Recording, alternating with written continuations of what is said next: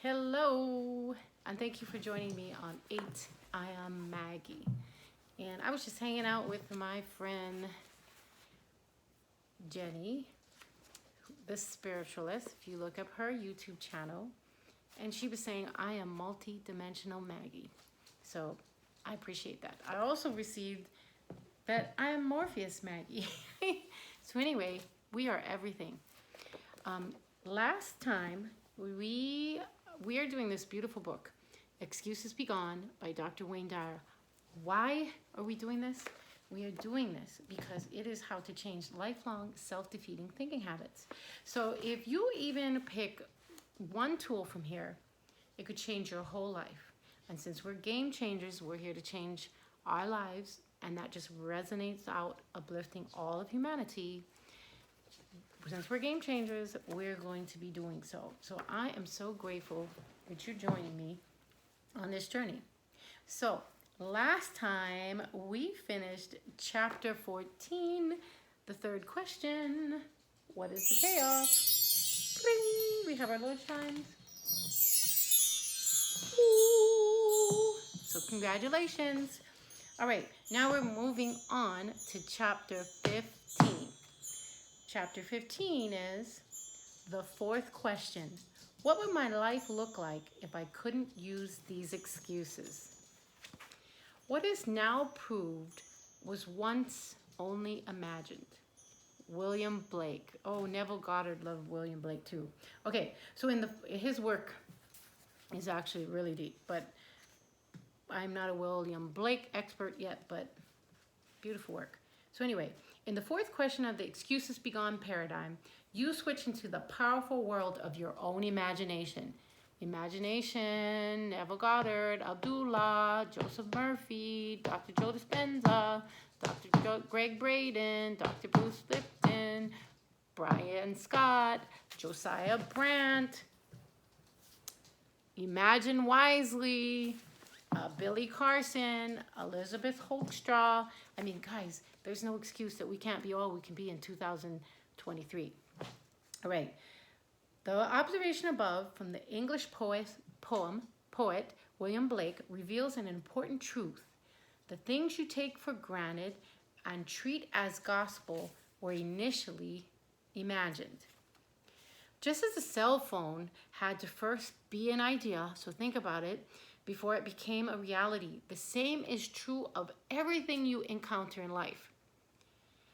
Okay, so what are you creating? I'm just asking you. Some of you are writing books. Yes. Creating a YouTube channel. Yes. Getting your businesses. Yes. I mean, getting your degrees. Yes. In finance, in medical, in like social work. I mean, whatever it is. Yes. Imagination is crucial in order to bring things from the world of non-being into the world of being. And the quantum science shows it. God created woo-wah. So there. So Jesus of Nazareth said that it's the spirit that gives life. And Lao Tzu said that all being comes from non-being. Yes.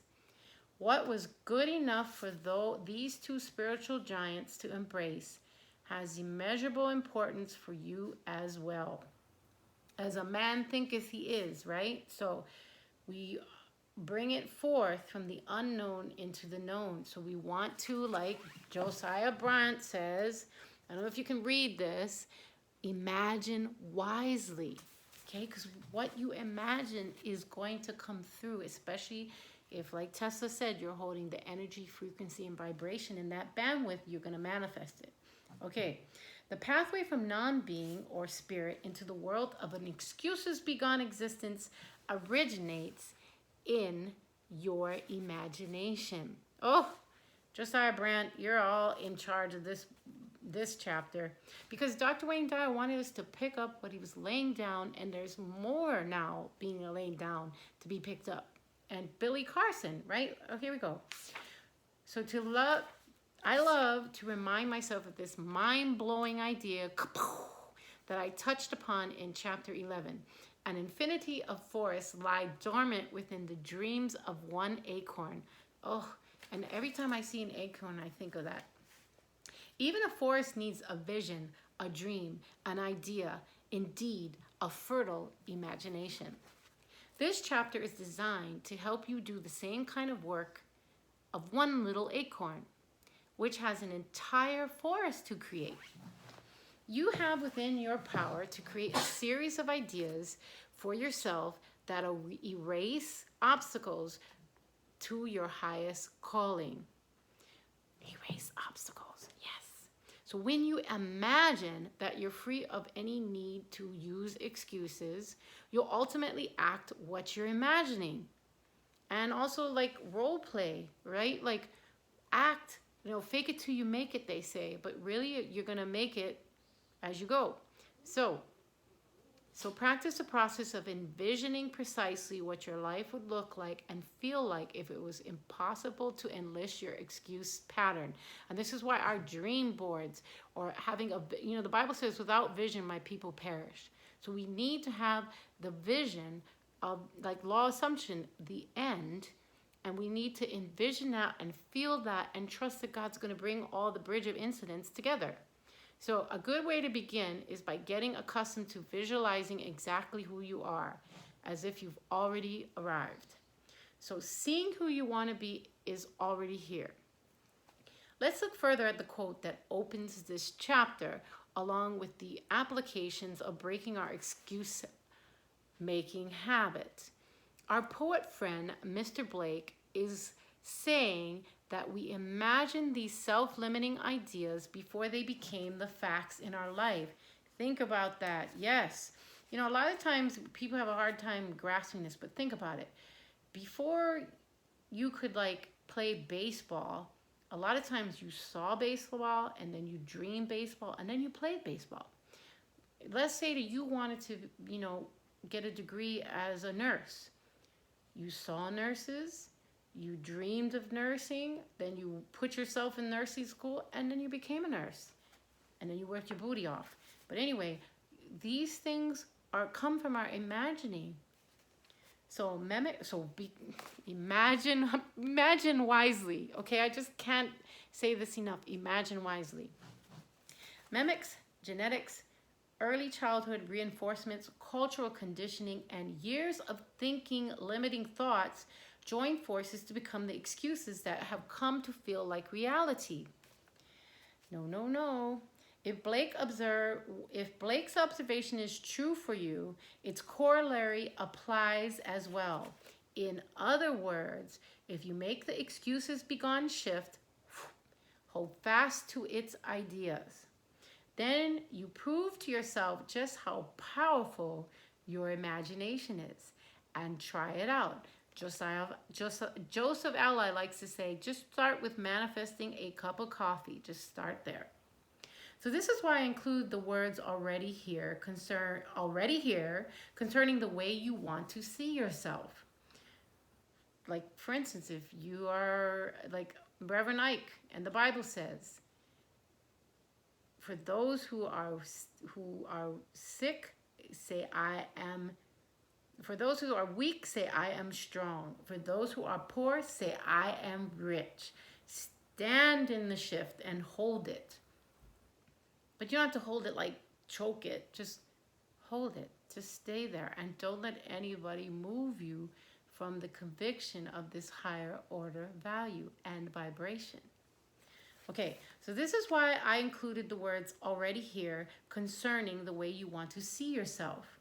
For all intents and purposes, what you actively imagine is authentically and undeniably already here. Yes, it is, in some shape or form. So align.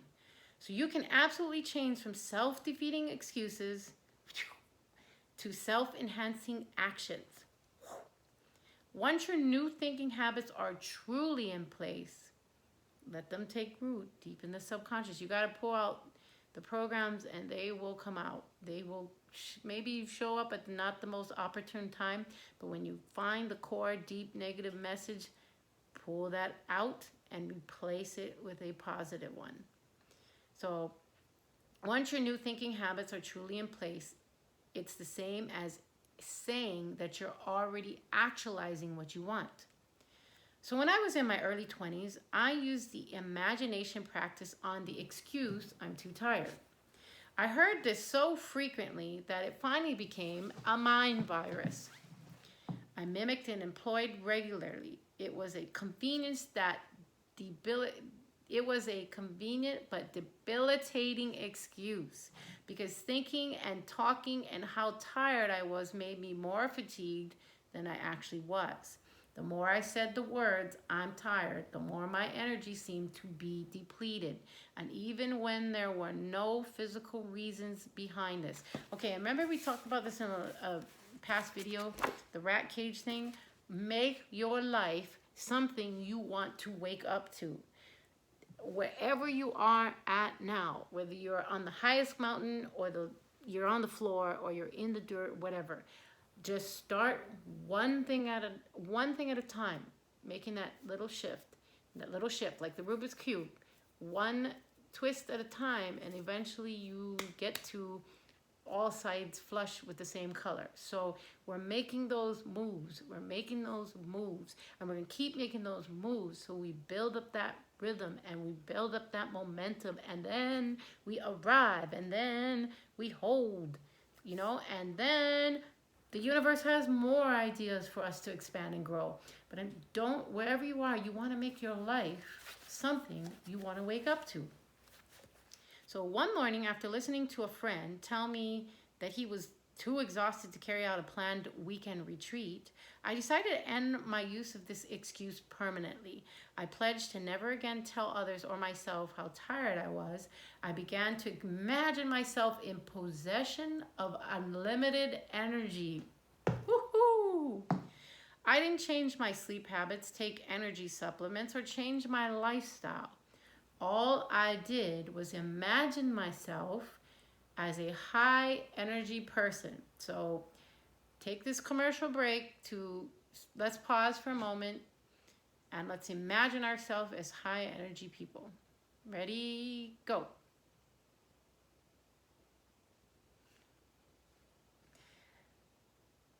You are a high energy person. I am a high energy person. Right here and right now, we are high energy people. All right. Okay, I was able to change the way I viewed myself in relationship to fatigue and started to see myself as a never tired person. This all started with a new thought, which I placed first, in my imagination. And to this day, some 40 years later, I steadfastly refuse to think I'm tired. I don't even want to say this stuff. One of Ralph Waldo Emerson's essays includes a line that has always made an impact on me. Imagination is a very high sort of seeing. Ooh, that was good. Imagination is a very high sort of seeing. So to me, this is seeing with a capital S.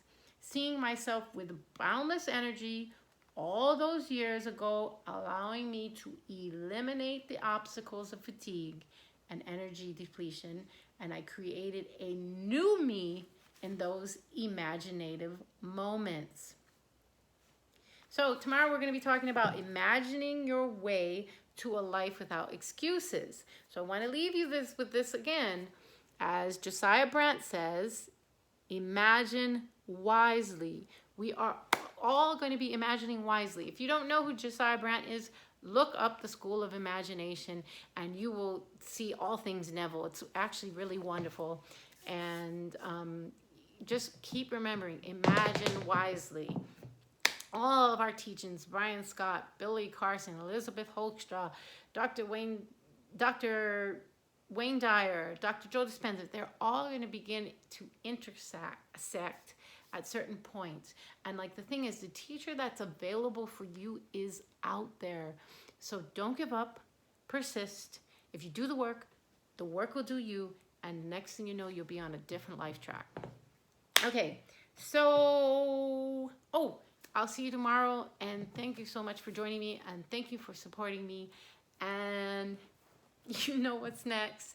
Peace in, peace out.